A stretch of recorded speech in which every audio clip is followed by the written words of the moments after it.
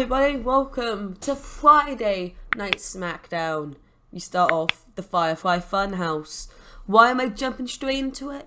Well, there was an issue. I thought I booked the card wrong. I realised I didn't. So I went back and tried to restart the game so I could go through the whole card again. And now, since I'm on the newest patch, they've made it so if you leave the game while the show was already midway through, you don't restart the show. So I don't want you to see the rest of the card yet. So yeah, that's what we're doing. We're doing it like this. We start off the show, same way of 78, with the Firefly Funhouse, little Mr. Bray Wyatt. There's the new pet dog thing. Now I think I have a name for it. I remember like the last time I didn't have the best name for it. Bowdog for Bulldog. Bowdog for Bulldog. And of course, Random Mallet, Abby the Witch, Mr. Buzzard Person. The Buzzard. The Pig for Boss. No Walrus. No Leaky the Super Dog. Yeah. So Bray Wyatt, he talks about family. You know, family of people you want to hold close for your entire life. But family can also cause you a lot of pain. Wyatt has family. People might recognize that family. You know, when there was firings happening earlier in the year, there was one person that stayed that everyone was shocked about, and that man was Bo Dallas. And Bray Wyatt, he wanted to make sure his brother could stay in the company. Because for people who don't know, Bo Dallas and Bray Wyatt are family, they're brothers. IRS is their dad. Anyway, Bray Wyatt is this.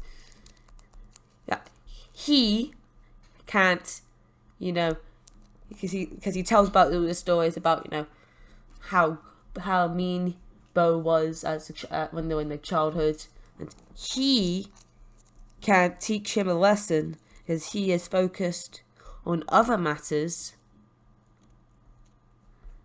But that means Bray and Bo can have a nice chat.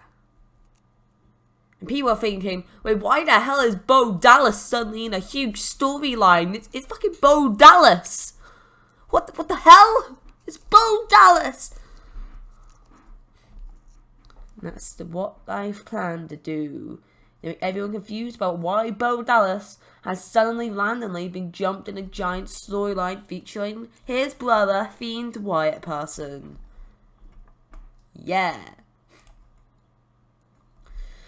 There we go. Into a promo from Jey Uso.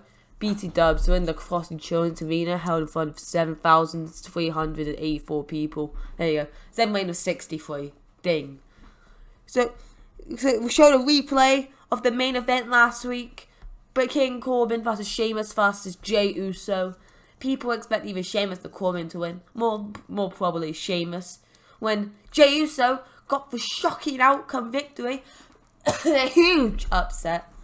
And he's talking about a promo. He's talking about, you know, how grateful he is that his cousin was able to give him his opportunity. You know, was able to get him into this match when, you know, there was no way he would have gone into it otherwise. And how he used the opportunity to get the biggest win of his career up to this point.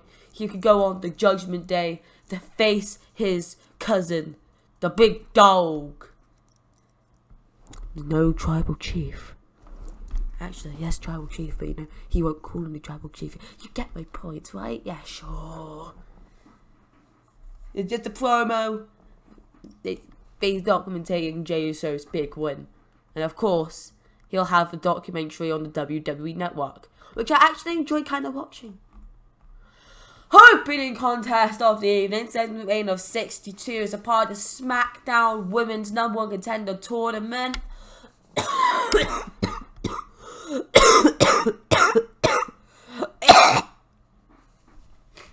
It is Nikki Cross versus Billie Kay in a poor match. Nikki Cross defeated Billie Kay in 13-27 by pinfall with a perfect storm.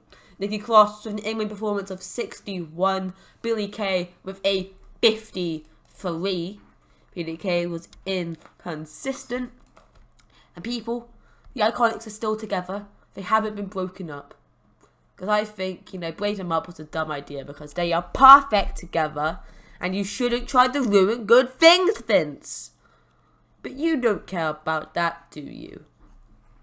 No, you don't. Okay, post-match. So, Nikki Cross is celebrating. She's on the fast track. Next up will be the semi-finals against either Mandy Rose or Carmella later on in the evening. When Alexa Bliss, hair with a few more braids in it, acting super cheerful. You know how she acted in the KO segment before, she went super dark and shouted, "Let him in!" And then, held the Fiend's hand and smiled as they went off to make love. You know how she was super cheerful? It's kind of that. That's basically her reaction. That's basically how she acts here. She's like, "Oh my god, I'm so happy for you!" And of course, like, whoa, holy shit. Holy shit. Because, last time she saw Alexa went all demonic and tried to kill Lacey Evans. And now she's acting super cheerful and happy like nothing ever happened. And, yeah, you can tell Bliss is changing. Obvious reasons, but hey, what can you do? Second reign of 61. And as we're talking about the Intercontinental title scene, here's an issue I have. You remember how Sami Zayn returned before Payback, was it? Yeah, you know how he's on TV now? You do? Well, the mod maker of this didn't, because he's still on hiatus until October.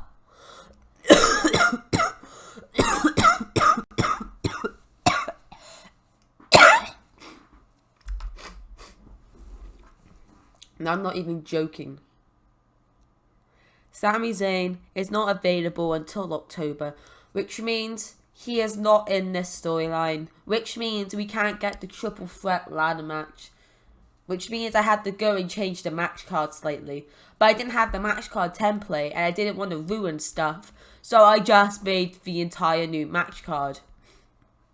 It's kind of good anyway, since I made it better. So, PogChamp. Anyway, but to the actual segment, AJ Styles, he thinks he didn't deserve to lose his title before SummerSlam, Because either way, Styles likes winning titles the show before big pay-per-views. But he doesn't like losing them the show before big pay-per-views. So we're showing a segment of him, Vince and Gorilla. Styles, there's a load of people in the way. So he's like, "Oh, I see Vince. I'm going to try to talk to him about, getting a title shot." Then he goes up, he's trying to get past people. Someone gets in the way, like, "Hey, Styles." He's like, "Get out of the way," and shoves them away. And as he gets over to Gorilla where Vince was sitting, he's gone. And Styles is like, "Shit. Where is he?" And then he goes back into the crowd and starts pushing people again. It's got a little bit of humour. And of course it would be better. But of course my throat hurts. I'm trying to be a little, quicker. Bayley and Sasha. Of course they're not broken up yet. So Bayley, she's upset, at Sasha got in his tournament, and if Sasha wins it, they'll go to Judgment Day, and Sasha could take the best thing that's ever happened to Bayley. This has been the run of Bayley's career so far, and Sasha could take it, like she's taken many things. And Sasha's like, "I'm not going to take it, okay? You'll have a friendly battle. You'll win, of course. It's, you're Bayley, and we can have a great match. It'll be fun. Hey, I'm over to make it. I might just, savour up whoever makes it to the finals with me. Let's be honest, I make this to the finals." So after I beat Naomi, I could go and get ready. I could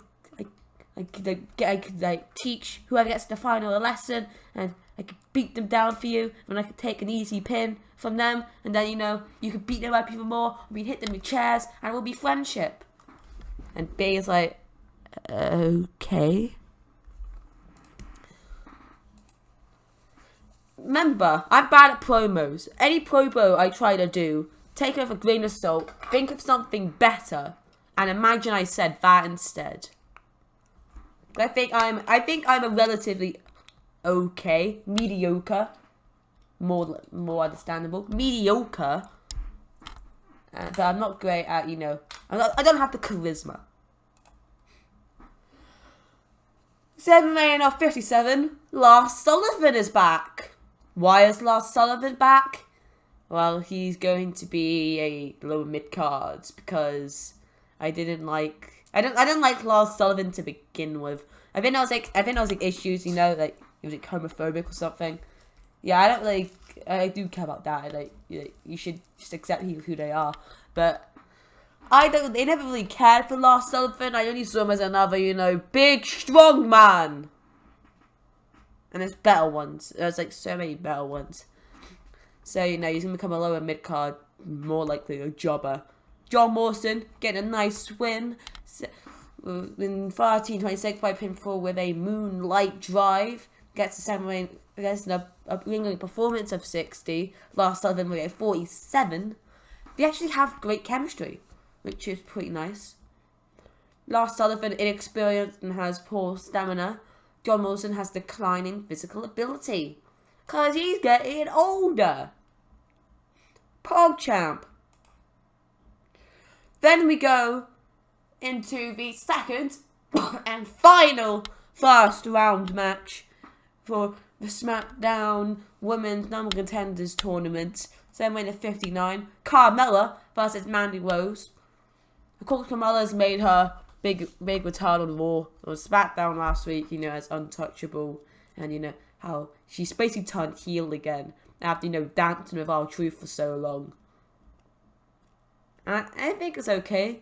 I didn't think it was Carmella. I was thinking it was a new person, but they made it Carmella. I guess it's okay. Anyway, in a bout that didn't have much here in terrible wrestling, Mandy Rose defeated Carmella in 11:34 with a submission. Mandy Rose with a 54, Carmella with a 54. Otis was, of course, there, cheering Mandy on with his money in the bank briefcase. And when Mandy wins, they have a big celebration. He's like,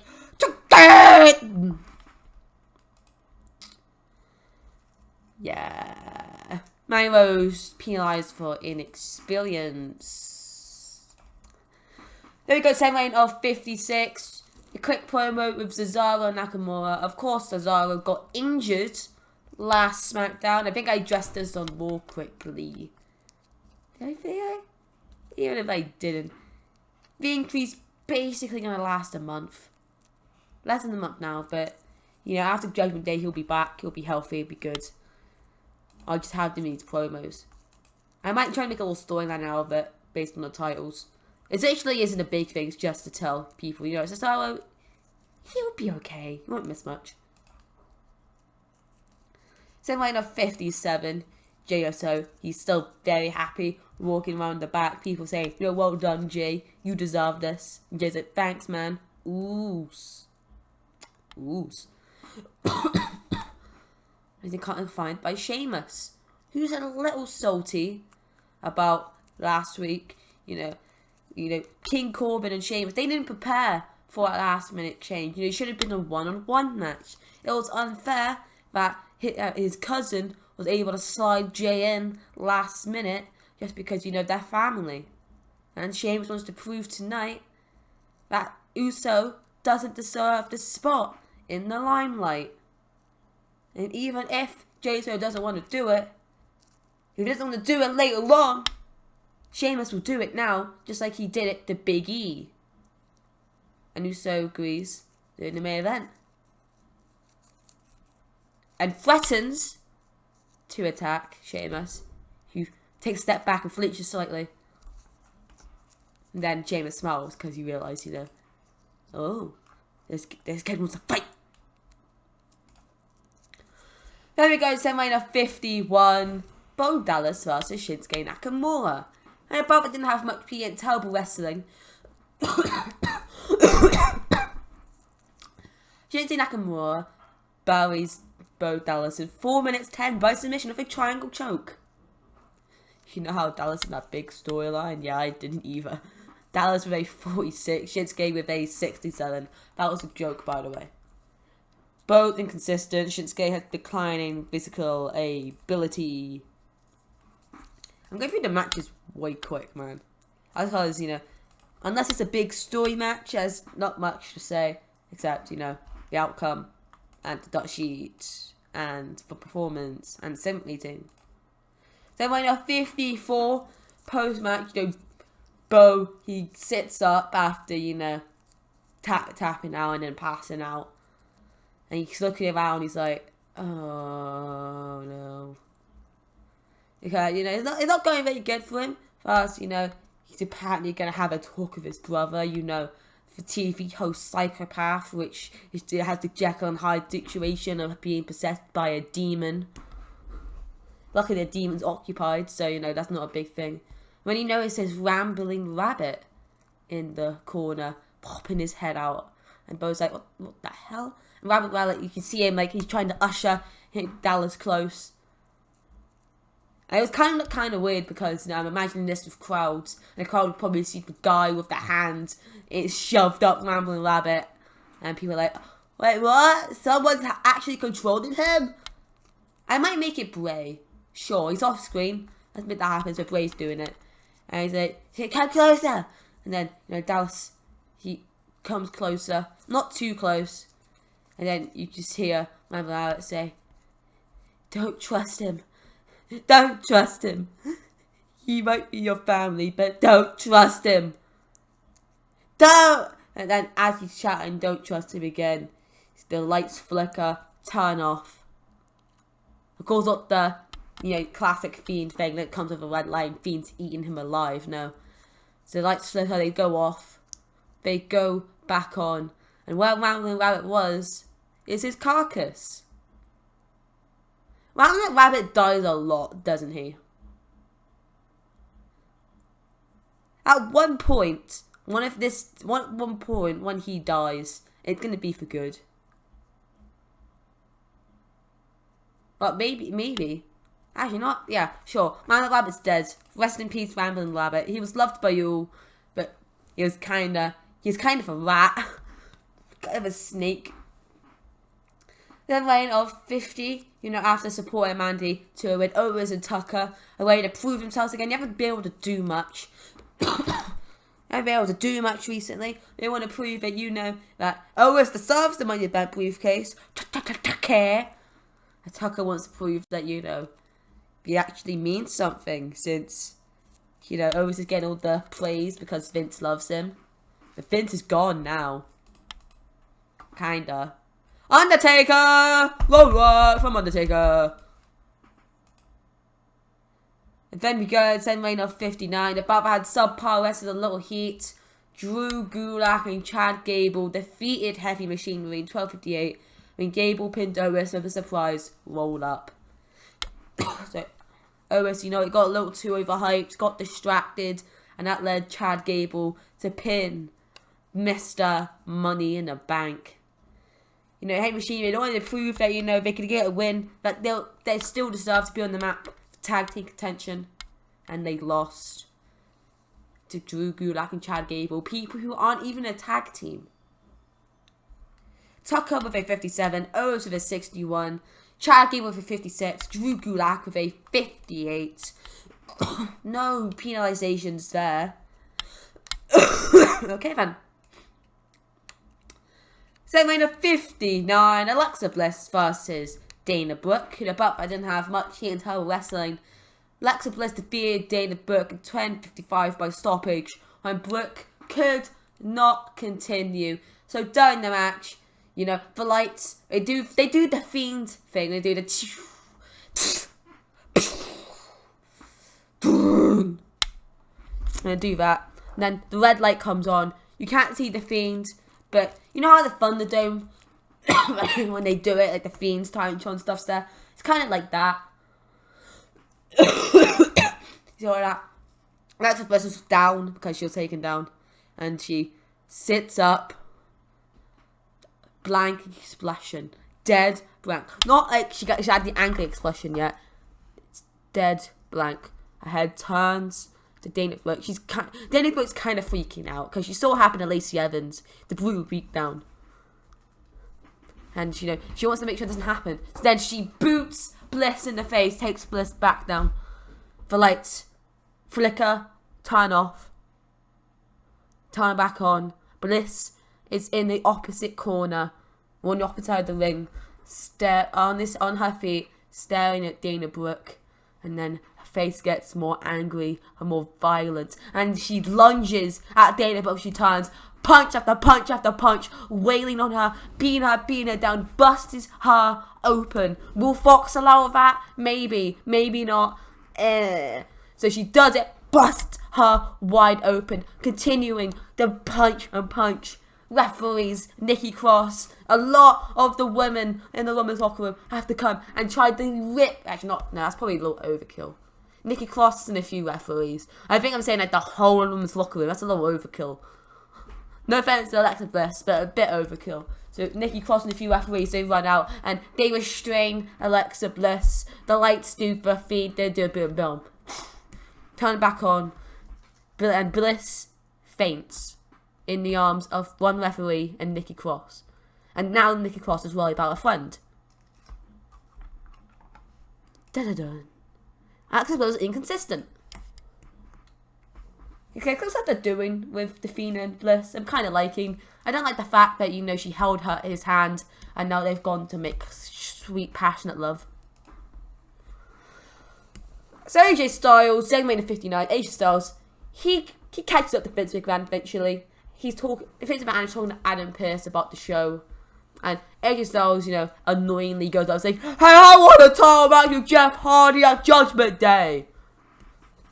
And McMahon's like, what we want Styles to say? "I want to face Jeff Hardy at Judgment Day for the title I should never lost.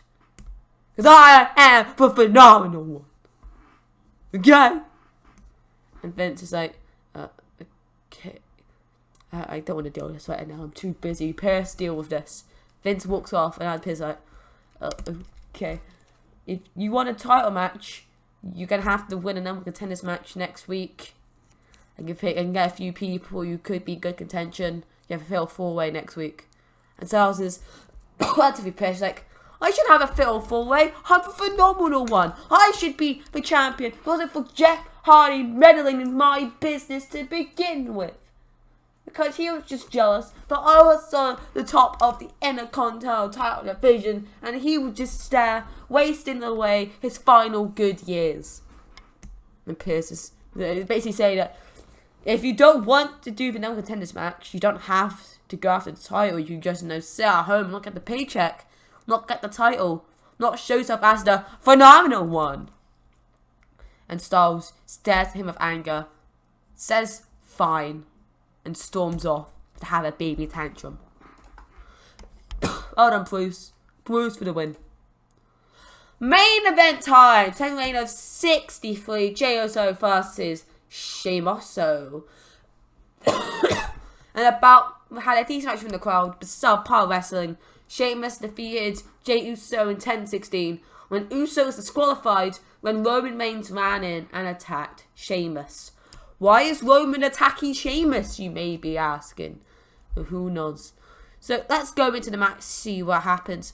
So the match has been very even, Jey Uso has actually proven himself pretty good against a former multiple-time WWE World Heavyweight Champion. Sheamus starts getting the upper hand, hits a white noise. Does he still do that? Who knows? Well, if he does it, he's bringing it back. Does the white noise. And thinks, he tries to start for a broke kick. They thought, actually first, gets him up for a high cross. I think that was tired too. We're bringing back old moves from Sheamus. Because, I don't watch wrestling anymore and I don't know what's his moveset. So he hits a high cross, sending Jey Uso's head smacking against the bottom turnbuckle. Goes up to the opposite corner. broke. Joso gets up onto his feet slowly. Sheamus runs when Roman Reigns quickly slides in from the ring and spears Sheamus out with his boots. Sheamus penalised for decline of physical ability. Pog. Time lane of 62. So Roman Reigns, he hits a spear on Sheamus, disqualifying Jey Uso. Jey Uso's like, and he, as that happens, you know, he gains his footing. He's not groggy anymore, but he falls back down into the corner, and he's just staring at Roman. Roman gets up on one knee, looks over, stares at Jey Uso. Paul Heyman, he's outside the ring. Roman grabs the title of Paul Heyman, goes and holds it up, looking down at Jey Uso. But holding up the crowd, Jey Uso holding his head, you know, because he just had his head smacked against the turnbuckle. Roman goes up to one of the turnbuckles to celebrate, because, you know, yeah, he's a bit bitchy. Bitchy. I didn't add them into this by mistake. But the Sheamus, yeah, he slowly gets back up to his feet. Roman drops down and wails him with a second spear.